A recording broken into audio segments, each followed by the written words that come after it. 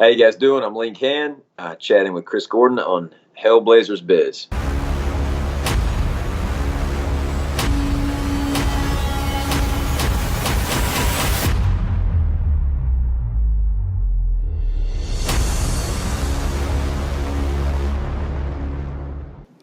Everyone, I have the honour and the company of Linc Hand this evening, who is currently on our screens in 68 Whiskey, as Bill Crash Gamret. So hey, Link. How you doing, guys? It's nice to have you on. Thank you for joining, and thank you for accepting and being the Hey, first of the cast to to set foot on Hellblazer Biz. Hey, man, thank you for inviting me, brother. I appreciate it. No, you're welcome. Your characters from the pilot is from the pilot, pun not intended, is right. Yeah, right. Yeah, kind of.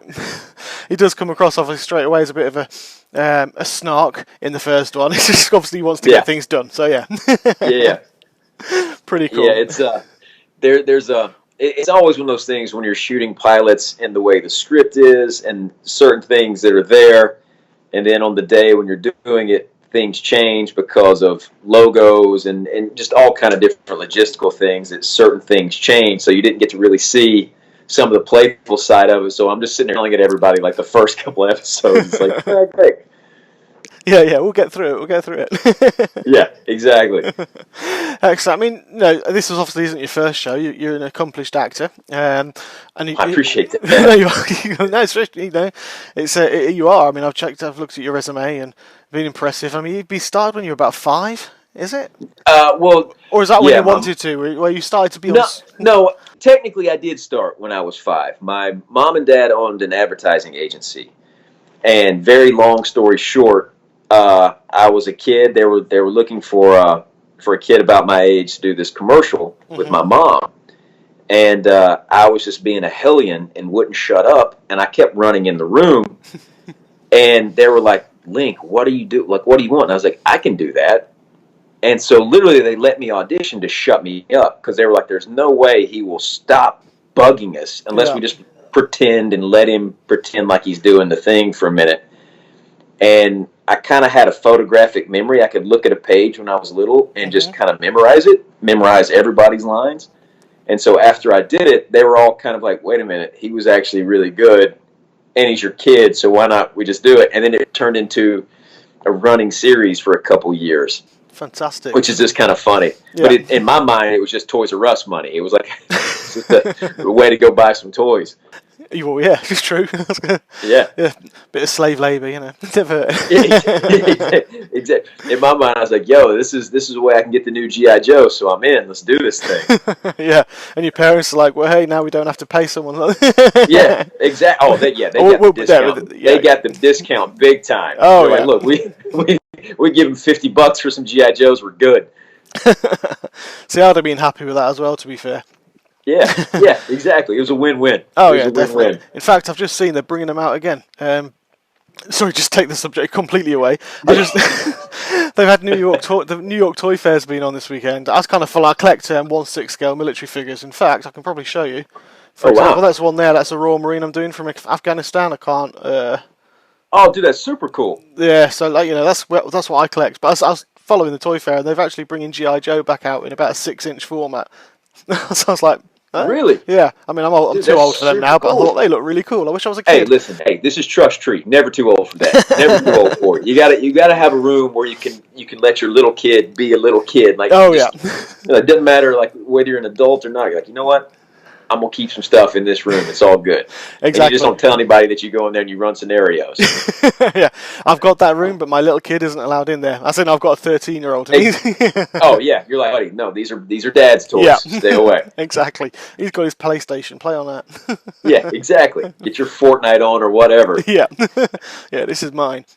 Yeah, 100%. 100%. Yeah, excellent. And we've already mentioned this, but I mean, I can take from your accent that you're not originally from sort of California areas. No. The funny thing is, like, I grew up in Alabama, and so when I moved out here, first thing everybody that I spoke to was like, "Get rid of the accent. You got to lose it. You got to get rid of it." And I'm like, "Okay, great." So I studied and got where I could do a different dialect, do the standard American thing, and the first job that I booked once I was in town, they were like, "This is great. Can you do a Southern accent?" I'm like, "Son of a bitch, yeah, I can do it."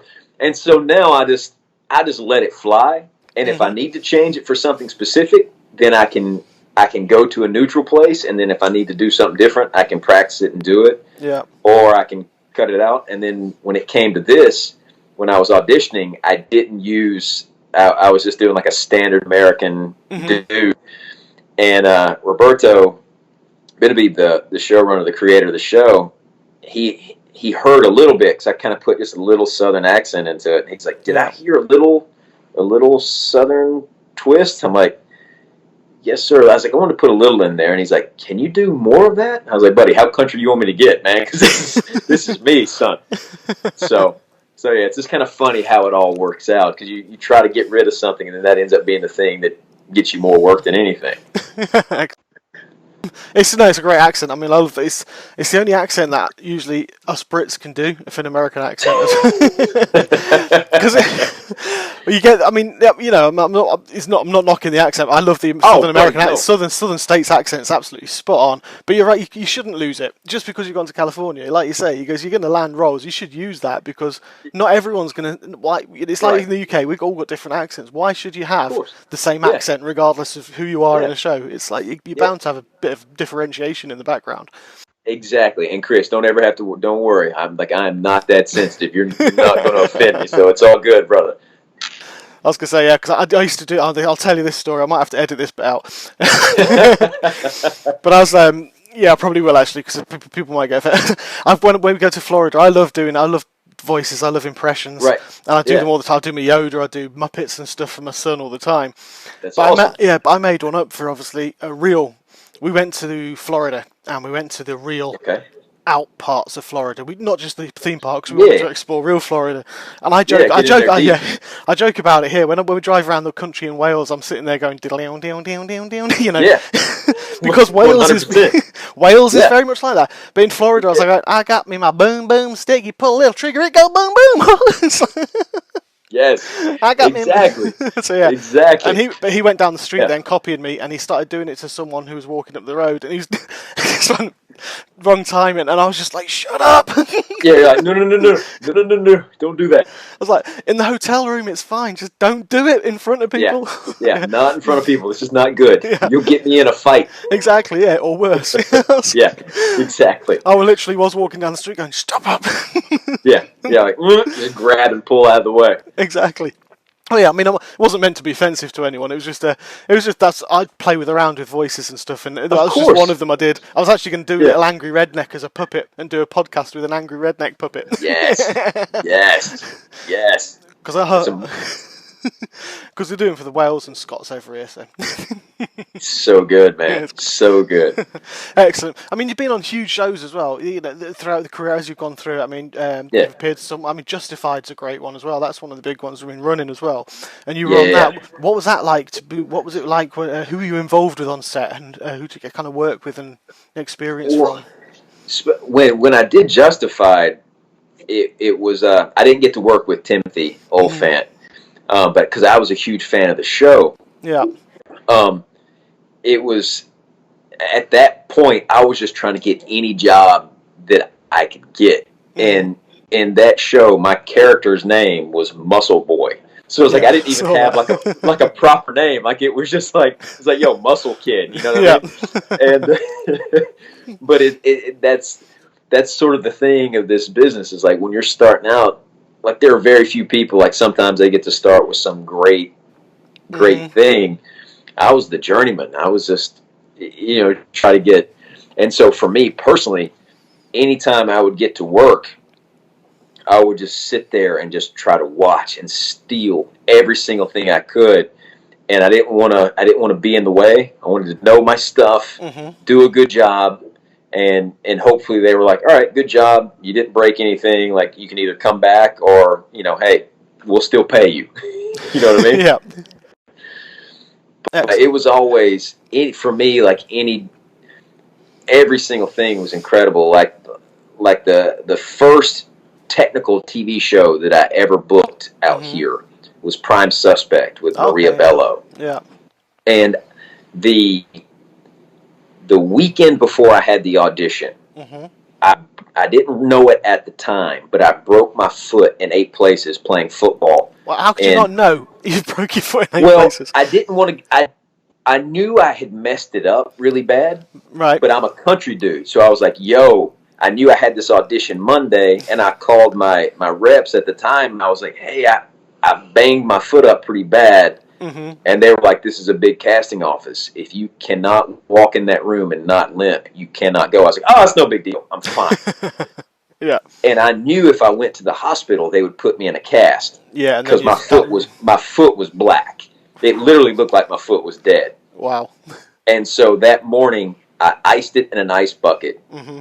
and then when I pulled it out, I duct taped it to like as tight as I could, threw my pair of shoes on, and then went straight to the audition.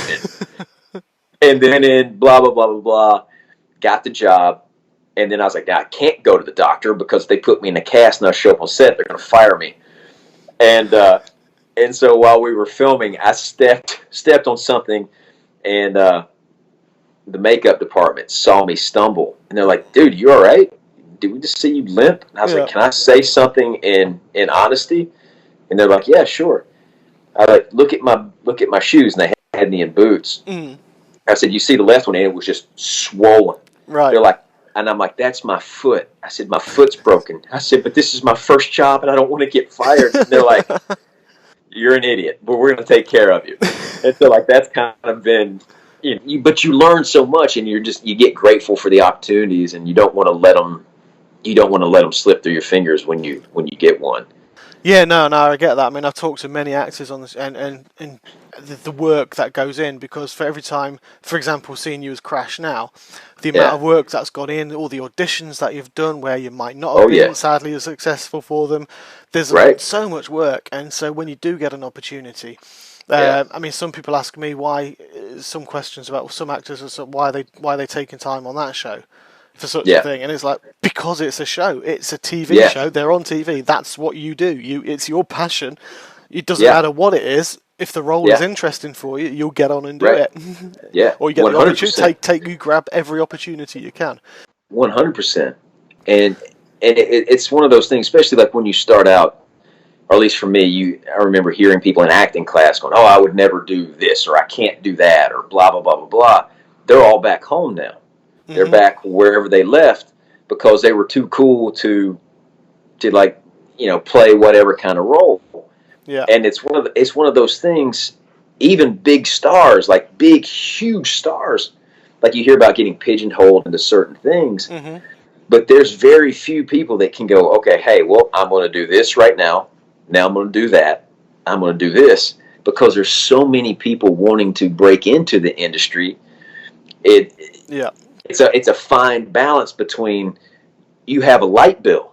If you want to pay your bills doing this, then there's certain things you kind of, you try to navigate and try to do it the best you can. And if you just Exactly. want to, if you just want to play the rest of your life, then you can do it, but you're going to have like 7 other jobs to pay for the bills. Exactly. I spoke to a director. We were talking about Nicolas Cage for example. For him, because Right. I mean, he was an A-lister. He's been up there, but Of course. his name is on every list for every independent film going, because Right. it's just the passion. He wants to do something. He wants to be out there. He wants to be doing the Yeah. acting, and it doesn't Yeah. matter to him. And like I Yeah. said, I mean, what Samuel L. Jackson was, what, 50s or 60s when he got his first big break, and it's like, but Yeah. that wasn't the first time he's acted. Right. It's taken him that long. Yeah. That's what he said. It's taken me. What was it? Taken me 50 years to get my first big break. Yeah. And that's the thing. It's such a Or to be it's an such a overnight success. competitive right. Yeah. Well, it's all those things. It's 10 years. It's 20 years. It's 30 years. Yeah. And a lot of times these names that you see that are all of a sudden, you're like, "Wow, that's Samuel L. Jackson." Hmm. He was working in all these movies. Like he was in, Coming to America. Yeah. And he was I didn't he was, realise he was that the until guy that literally is trying to hold up McDowell's place, right? Yeah. Yeah. And you don't think of Samuel L. Jackson doing that. And that was Samuel L. Jackson. Hmm. And it's such a blessing to be able to do the gig. But a lot of people kind of just see this like a Samuel L. Jackson, like that level, and go, "Oh wow, they're just movie stars." They were grinding for years before they were a movie star, quote, all that kind of fun stuff. Exactly, and it is. It's, you know, and I think people need to see that and understand that's what it is. It's not. It's like it in a kind of way. It's like another job in the fact that you have to grind to get higher and higher and to get better. And it is. That's what you have to do. Right. Got a cool Sam Jackson story actually. An actress who was on the show. She did a film with him called Cell, and she said, yeah, it was a great fit. Erin. Oh no, I've forgotten her surname. Don't worry. Sorry, I'm bad Erin. about that. It's fine. But yeah, they talked about the on the film, and I think there's one part her brother in the film had passed away, and she said she was going to she just did an ad hoc thing. She was going to turn around to go and see him because she said my character would have done that. It wasn't in the script, but she said she went to turn. She felt a hand on her shoulder, and it was Samuel Jackson who was next to her. And he said he just so switched on in the moment. He knew exactly what she was going to ad lib, and he was like, "You don't want to see him like that." And he just carried it on with and they kept it in the film. And I was just like, "Wow." You know, because that's a good thing when you do like yourself when you've been at your craft for so long, you get to a point where you can be so intuitive. I think with other people on set, and you work so well, you sort of gel together, and you just become a master of your craft, isn't it? So. Well, that's the fun part of the thing, right? Because I mean, let's be honest. You, as an actor, you get paid. Hopefully, you get paid well to play pretend and stuff you did for free as a kid. And as you've done it, and as you get to do it more and more, you get more comfortable to be that little kid. Yeah. Because you watch your son. When he's playing with toys when he was young, probably, maybe even now, he would have a whole scenario of what things were doing what, and he didn't care if somebody thought it was cool or not. It was just like, here's a zip line that's going to go through the living room and around the refrigerator, and there was a whole reason for it. And as adults, we get caught up in trying to be so cool that sometimes we forget that part of it. Yeah. And so that's where the craft comes in, is to go, okay, hey, you got to let go of all the trying to be cool shit and just be authentic in that moment. And that's the fun stuff when you find those little moments when the cameras are on. Like you can't beat that. You can't beat that. No, I mean I can't say no as if I know. I did act. I mean, I wanted to be an actor when I was younger. I did theatre and everything. I did my theatre at school. I was a pantomime dame. Oh wow! And I've got memories of, as you've just said, because there were certain things that happened which just flowed, and it was just. I mean, that was one of the funniest things I've ever done, to be honest, because we knew everybody. This was 20 odd years ago. Political correctness wasn't as strong. We were all friends. It didn't matter because we were all really good friends anyway. No one got offended because we were friends and we all knew each other. And we knew we didn't mean it in a nasty way. So I won't repeat it because people might take that now in today's context. Look, you have to be careful. But yeah, it was so funny, and there were just moments where it's just like I think back on it, and it's just like, damn, I really wish I'd carried it on. I did something 3 years ago. It was an independent film, and I played. Oh, it's amazing! Thank you. I'd had about 15 lines, so I actually had a speaking part as well. Dude, that's fantastic, dude. That's awesome. 12-hour filming day for about 45 minutes of actual filming, but the rest, I was, like you said, where you sit and learn. I just sat there and I was watching the film crew working, watching how the cinematographer was getting his light in. It was just, it's fascinating how much goes on in an actual just to get one shot. And that's the thing a lot of people don't realize on a film set. You're like, okay, you get a job to be an actor. You're like, all right, great. The actual acting part you get to do is such a small little thing. Most of the time it is literally hurry up and wait. You get makeup, you do the thing, you do all that, and then you sit there and you wait. And then maybe you're fighting the light or you're fighting this. You got, okay, overtime's coming up. We got the whatever. And you've got to forget all of that and be in that moment right then and deliver, because there's 200 other people standing around you going, don't fuck this up. Yeah, exactly. Because it is, and that's the beauty of the whole thing. It's the magic of it all. I think is and it does really. I think as in that position, it really does well. To just to be able to learn and just see how everything else is done, because then you can understand it. When you got someone like you say, one of those 200 people saying, "Don't fuck this up, hurry up, come on." It's such, but it also too is such a teamwork. because there's so many people that have to come together and do their jobs right to make make it all flow. Exactly. And that's the beauty of it, because it is a giant production to get it all going. So I can imagine. And speaking of giant productions, I mean, 68 Whiskey. That looks like it's a big production. I mean, you've got you've got big sets there. You know, you got Black Hawk. yes, You've yeah. Black Hawks coming in. You've got the medic tents and everything like that. How many people must work on that? Approximately. It's big. I'll catch you It's out. big. I don't know the exact number of crew, but it's over 100. Like just that are there on set every day doing the thing. And then I remember the first night, like my first day of filming, I was in the studio. Mm-hmm. So it was just a room, kind of your typical soundstage kind of thing. Yeah. And then my second day was the next day. We were off in this pit, and there we had 1, 2, 3, like 5 or 6 big giant military tanks, different versions of exploding, an engine, a Humvee flipped upside down. Nice. All this stuff. And then there's a big safety meeting, and they're like, okay, the Black Hawk's going to fly in right now and do a pass and then drop in here. So everybody get ready, get your eye protection ready. And just all of a sudden, over this hill, you hear this, and it just makes this very distinct sound. And it was cold. We're in the desert, and it's the middle of the night. And this Black Hawk flies over and drops down over your head, and you're just like, wait, what? Did that for real just happen? Like, hold on a second. And then they're like, okay, now we got to go get you in it. And it's just, you gotta pinch yourself, because you're like, wait a minute, I'm getting paid to play with this stuff. Like, it's crazy. Crazy. Yeah, I can imagine. I was actually going to ask that. You answered that, because I was going to say, is it any of it like that, like the Black Hawk and stuff on green screen, or is it actual physical props? You've just kind of answered. So it's really cool to hear that you just went out there and you had them all right there. Well, and then like the red, like Sam, Christina, and Jeremy, they get to go up in the actual Black Hawk. Oh, nice. Because I'm the pilot in a Black Hawk. Both sides are mirrored, so whatever happens in one side happens in the other side. Yeah.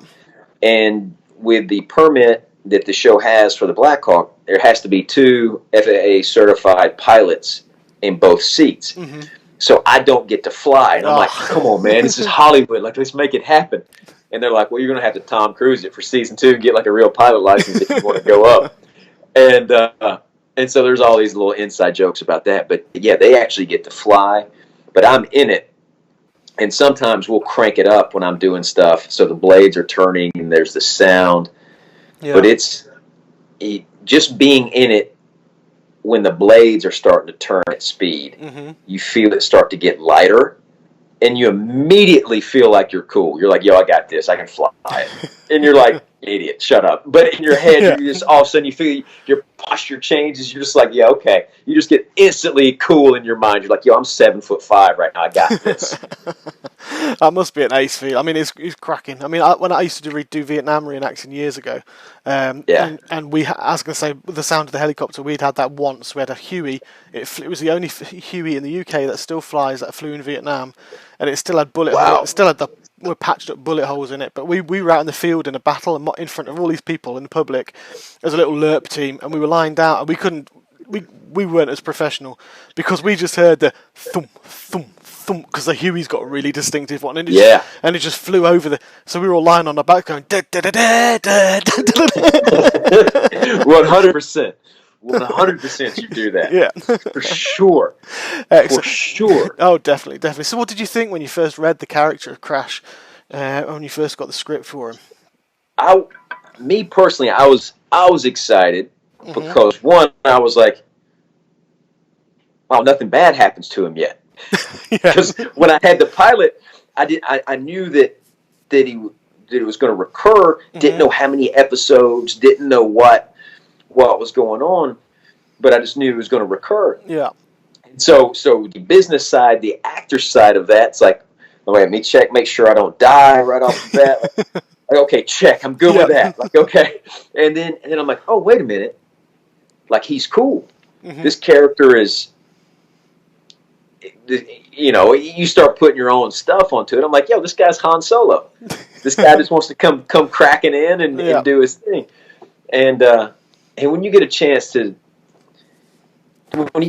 play with anything like that, it's exciting. But when it's a pilot, and it's something I've kind of always wanted to do, and you get to have some fun one-liners, and you kind of get to play, and you kind of get to do some stuff. It's one of those dreams come true, because you're like, wait a minute, all right, this is kind of cool, and it's just so much fun, man. And there's so many places to go, which like later on in the season, you kind of start understanding, and there's a little talk about why my call sign is what it is, and that was another question I was going to say, because you always get nickname, and the soldiers always get a nickname raced on. So I was going to see whether we get to find out why. We get to find out why, and kind of. So it's fun. It's fun to do that kind of stuff, especially with such a big ensemble cast and so many storylines going on. One, you just, again, completely honest, being truthful, because I'm not cool at all. Is like you just want a job, right? Or you're like, oh wait, I still have a job. This is amazing. Yeah. And, you get to play with you get to play with those toys too. Because I've had so many things that I thought were going to be the thing. Yeah. That made it on some level easier, where stuff happened or shows got canceled or things changed. I've just learned to be grateful, and because you get something and you're like, okay, well, what if I can do this, or what if, and you always one-upping yourself, you know what I mean? And to be grateful for that, but then all of a sudden, the things start happening. We're like, oh wait, I get to do more of this stuff that I was in my head telling myself that, my own backstory and all that kind of, and so it's very satisfying. Excellent. That was another question I was going to ask. If you made your own backstory up, because I think, oh, buddy, I was going to say, hell yeah. Listen. When you play characters called Muscle Boy, you spend a lot of time coming up with your own backstory that nobody ever knows anything about. But in your mind, you're like, yo, I got this. Again, you kind of have to, though, don't you? Because it's just like, it's one of those. It's 100%. Because every time you're on screen, there is always a character. There is always someone's personality behind why. And to get that on the screen is just. And that's the thing. Like, maybe, hopefully, you build up where you get more and more scripted stuff, like, as you're working as an actor. But if you're just given one line, then it is your job to go, well, why does that person say that? Other than just, well, it says it on page 24 that you go, hey, whatever it is. Like, your job is to have a reason and an intention behind it. Yep. So, and. I mean, this completely on the table, being truthful. When you're an actor that has that one line, especially when you're starting out, you go, okay, all right, I'm going to have this, and really I was special forces, and that was this, and I'm doing this whole thing, and I had just fought an army of orcs. It's like, so you do this whole deal for sure, man. Excellent. It's good to hear that. Yeah, it's a funny thing. It's so true. Graham Greene, this just really well-known actor, like one of the first movies I ever did. We were sitting around a fire outside, and he goes, you know how to tell the difference between like a new actor and an older actor? And he's like, a new actor reads the script and goes, man, I got one line, like all disappointed they're only saying one thing. He's like, the old actor's like, man, I got a line. Like, they don't want to have to memorize it, don't want to learn it. I just want to sit here and give you all that with a look. But it's just kind of like that funny stuff that you go through all those phases of it. Excellent. I mean, I'll go into what the actual show itself. I mean, I kind of see it like a modern day MASH. I mean, I'm old enough to remember MASH. So. Well, no, I'm not old. I remember the repeats of MASH, I'll say. But I love that show. Right? And I kind of think, when I was looking at it and looking at the premise of it, I kind of thought it's great because, I mean, you've got the humour, the dark humour, should I say, as well, because it's very adult orientated. As we mentioned before the show, obviously, the episode one opens with with a bang. Yeah, yeah, yeah, absolutely. Or getting banged, if you want Yeah, to. come in a little hot right off the Yeah, bat. yeah, it's straight away. So it's very adult oriented, but the humour is great. I say Crash has got some cracking one-liners Yeah, in a brilliant, and it goes all the way. And I find you do find yourself laughing, but again, if you going back to I'm not saying it's copying MASH. I'm just because it's right. No, no, 68 of Whiskey course. is a very unique show with its own Yeah. brand. But setting it in Afghanistan, I mean, why do you think military shows are such a hit like that? Well, I think there's it's all those things, right? Like there's been some, a lot of people using the MASH reference, Mm-hmm.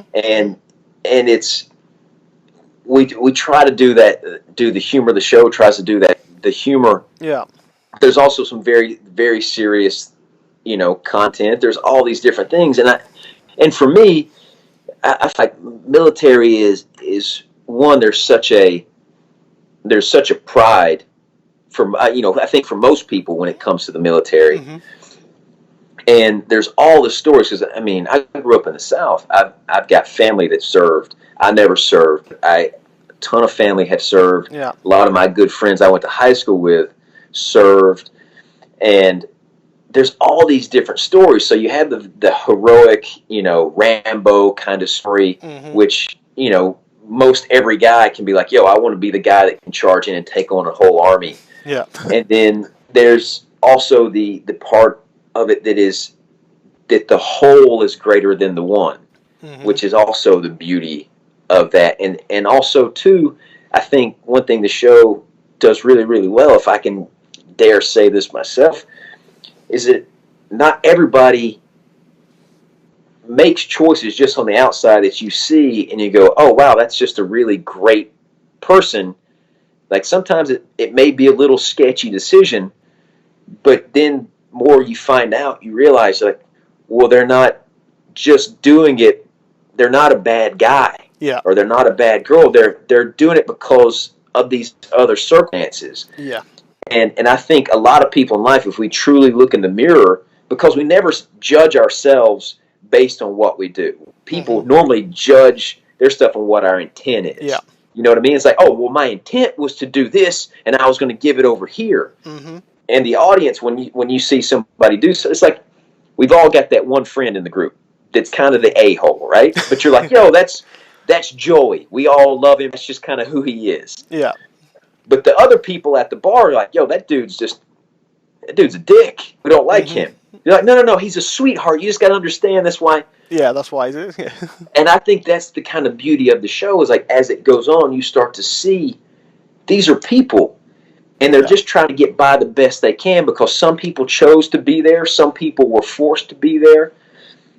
Some people went there because they wanted a better life for this part of their family. Mm-hmm. And you get to see all of it, and not all of it is pretty. Yeah. And that's kind of the beauty of people in general is not everybody is pretty, not like in what they do.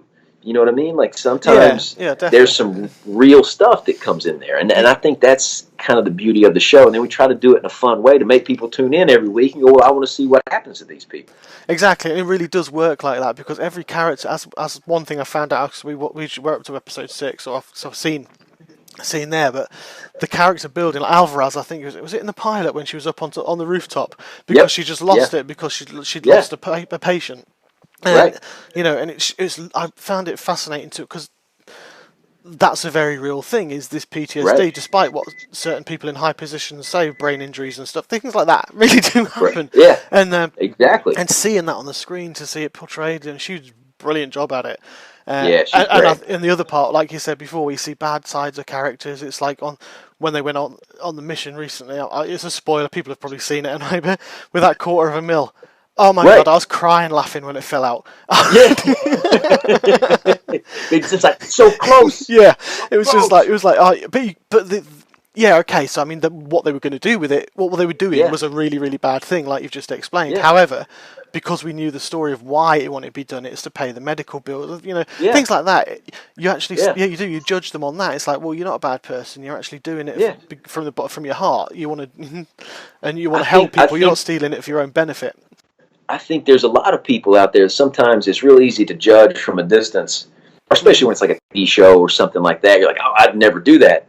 But if your family member that you love, and it was like, yo, I just got to do this one sketchy thing one time, Yeah. and I take care of my mom, or I take care of my dad, or I take care of my grandmother, or my little brother, little sister. Mm-hmm. A lot of people would be like, you know what? I'm just going to kind of close one eye and sort of do the thing so I can, because it's for a good cause. Exactly. And, Exactly. and that's, if you really dig into it, I think that's kind of the beauty of what the show is. Definitely, definitely, and it does definitely come across like that.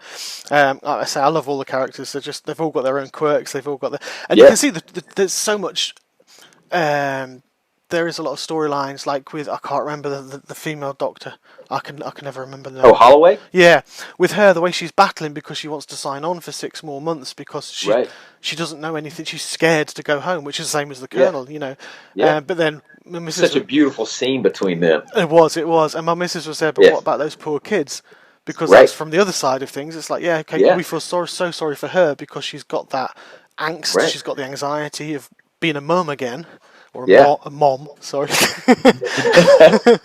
Again, but then on the other side of it, she's got kids who don't understand why she's not going to come home and why she wants, Right. why she'd want to stay out there. So Yeah. there's lots and lots of in-depth stuff, and even with Alvarez as well. Yeah. There's a lot of political, the way she's with her situation of being Right, deported. with her brother. Yeah, and that kind of thing's been.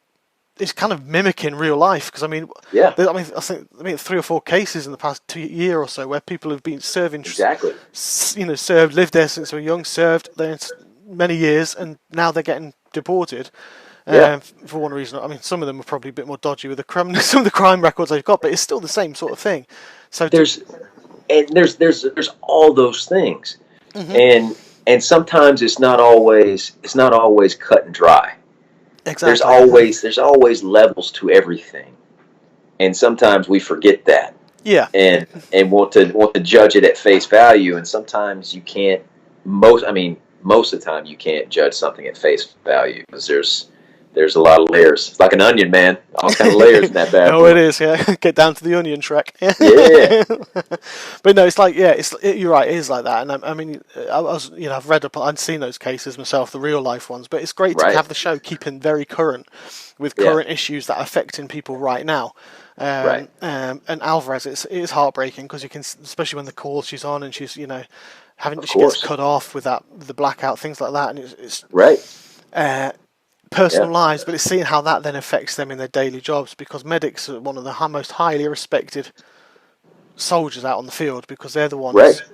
who go out there and basically when everyone else is Yeah. getting shot at, they're the ones with no weapon. Well, they got a weapon now, but they never used to have weapons just to go out there and Yeah. fix Just people up. run in the middle of bullets Yeah. and take care of somebody.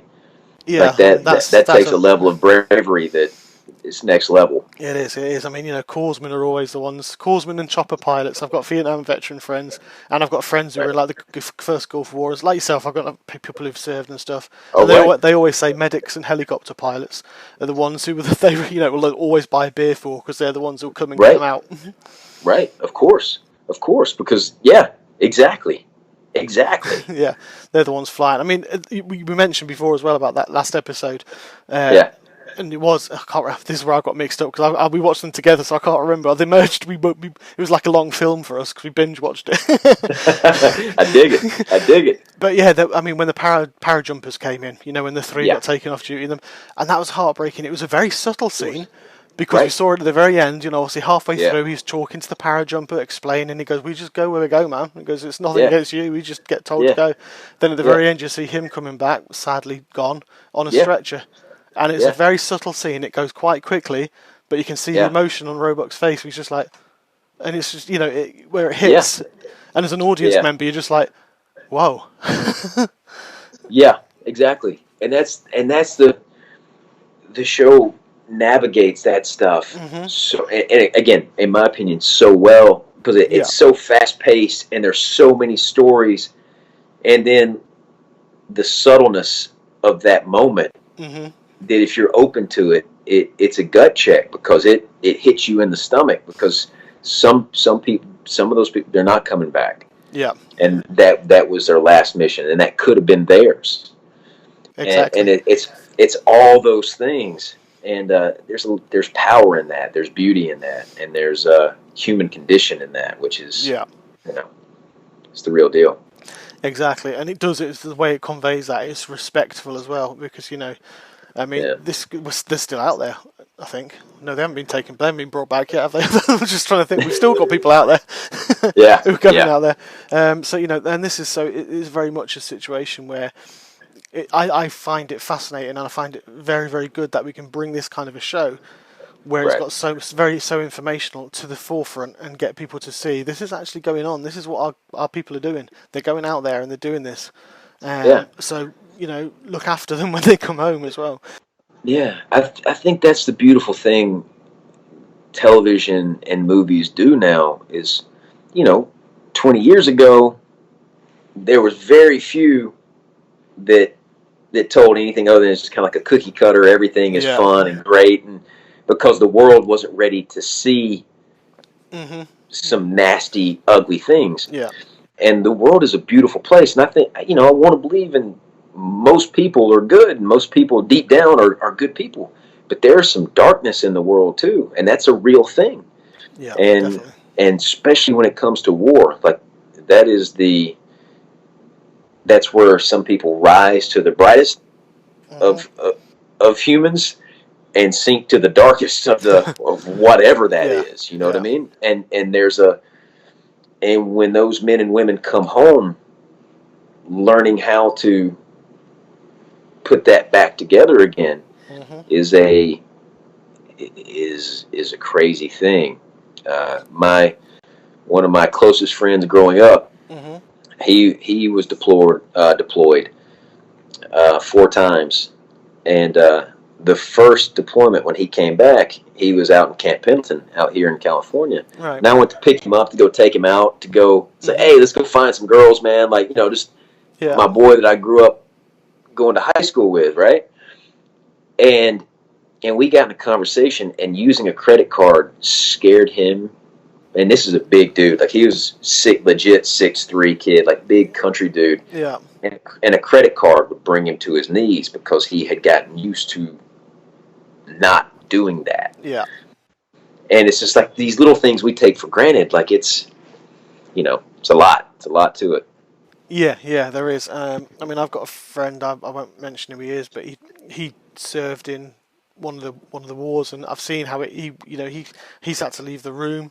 Yeah. When we've brought, I think his niece or someone brought a friend home who might be who was a bit of he was under he followed a different religion. I'll put it that way. Gotcha. Yeah. Yeah, politely. Yeah. He I was a got you. really lovely lad, bright lad. Great. We had a great laugh, but Right. because he'd been Bravo Yeah. two. Of I think course. he had Bravo 20. He was another Bravo patrol, but he'd gone through Bosnia, Serbia, and Oh and wow. and he was. I took him out. He's floods of tears, Yeah. because of that, and because Yeah. he couldn't bring himself, and not because he was racist, this that and the other, but it's just he couldn't. He Yeah. was that messed up because and just left out there. So Yeah. you're right. He just couldn't handle the Yeah. situation. Is Right. what I'm trying to say. So Absolutely. it was crazy. Yeah. And yeah, it does. So stuff that I can't speak. Sorry. So things No. like lost the ability. So stuff like 68 whiskey, where you do show that, and it brings it to people, so people can have a bit more of an understanding. It's great. And it's like, I mean, you've got SEAL team as well, like that's out there. It's a brilliant show. Special Right. forces. So to see it on the regular soldiers, because regular soldiers Yeah. are medics, it's Right. and see how they act and how their personal lives are. Yeah. They can't leave their personal lives behind because they've left people at home. They've got issues at home just like we have, but Right. whereas we can pretty much sort it, they're 7,000 miles away. Bit Yeah. difficult. Yeah. It's a different thing, and and that's and the show tries to touch on all those things, and try to tell a compelling story, Hmm. but also have fun and humor, and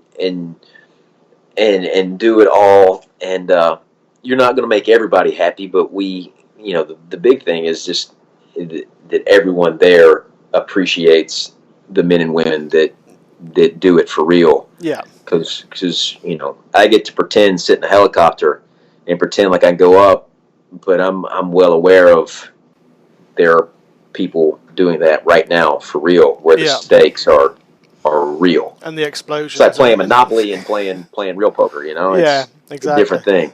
And the RPG rounds coming at you, coming Yeah. at them are the real thing. The real, Yeah. not simulations. It's Yeah.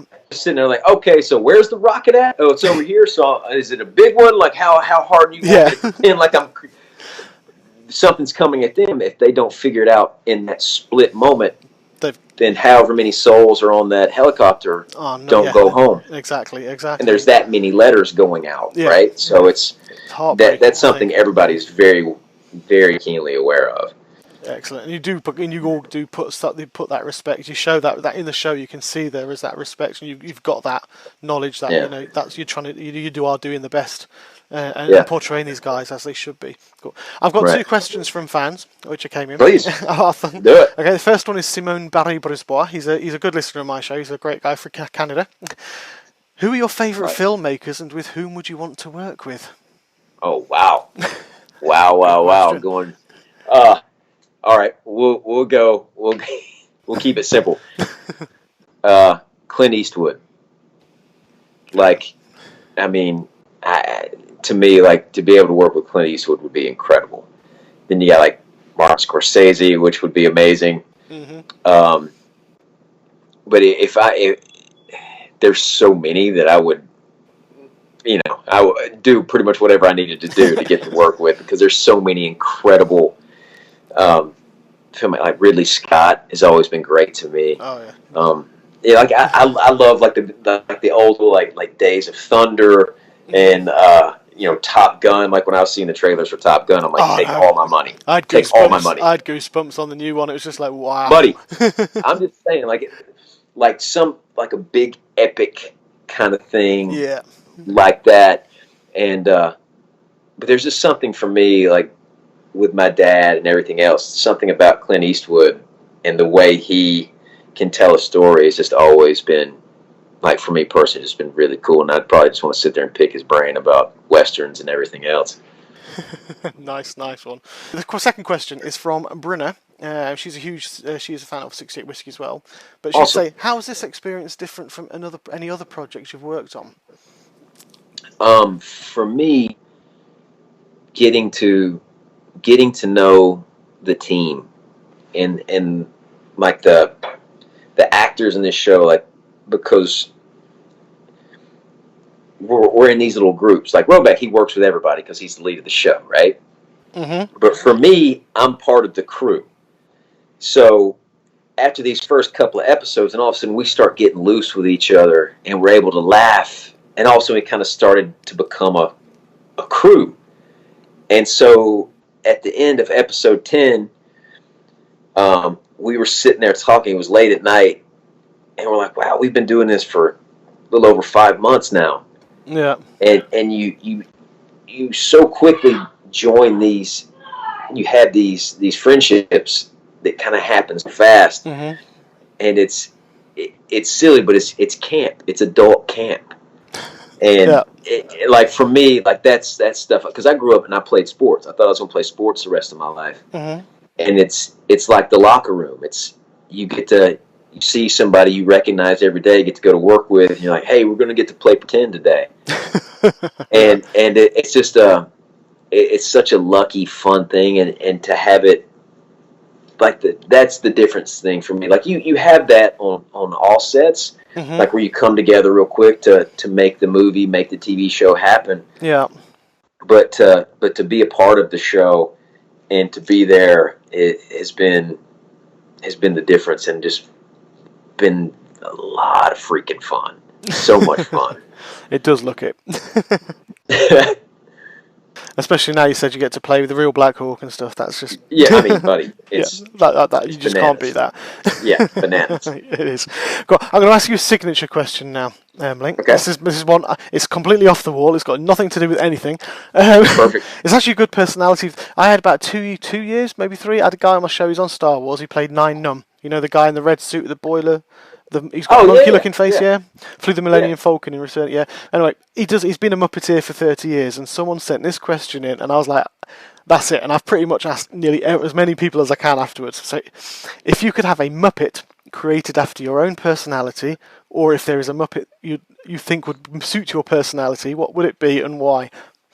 Oh wow, that's legit. Wow, a Muppet. Okay, I got to think about this. Whew. He would wear camouflage without a doubt. Like Hmm. he has to have camouflage on because in my life I literally have every shade of camouflage that humanly exists. Fair enough. So, so camouflage, and I feel because I'm from the South, would have to have a Southern accent, Hmm. and I think, I mean, yeah, all right, camouflage, Southern accent.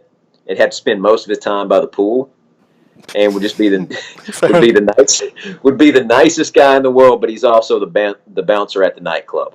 It's almost like the Roadhouse version of the Muppet. It's like be nice until it's time to not be nice. Yeah. And Fair enough. Trying to picture the Muppet in my head. That's great. Lindy Booth knocked me out of the park because she actually came on and she's got a Muppet created after her anyway. She's got one of those. I think you used to be able to get them at not Target, J.C. Penney.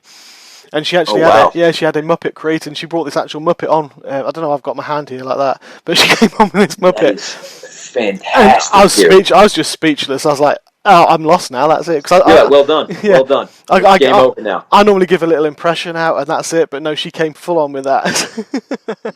dude. 100%. That's legit. Yeah, it was brilliant because I think when my Kermit is like, Link, hey, Yes, Link, we need it on set, Link. that's legit. I Now I changed it to have you. to It's normally Piggy. since now I had a little bit of time to think about it. I also would have to have like how action figures all have like either like little stuff that comes with them. There'd have to be a dumbbell with my Muppet. So there's a dumbbell with it. Yeah, fair enough. That sounds pretty good. Excellent. Right, before I stop recording, Link, is there anything you want to say to people who are watching or listening? Honestly, thank you, thank you for this, Chris. Has been a blast. It's been a lot of fun chatting with you. Thank you. And to anyone who is watching the show or thinking about watching the show or listening right now, sincerely, it means so much to everybody involved that you're watching the show, that you're enjoying the show. Even if you're not enjoying the show, we appreciate you tuning in and giving us a shot because everybody is giving it everything they got, and we really do appreciate it. And we hope you stick with us because we got some great stuff coming up. And yeah, it's a great group of people, and so you're yeah, thank you. Thank you.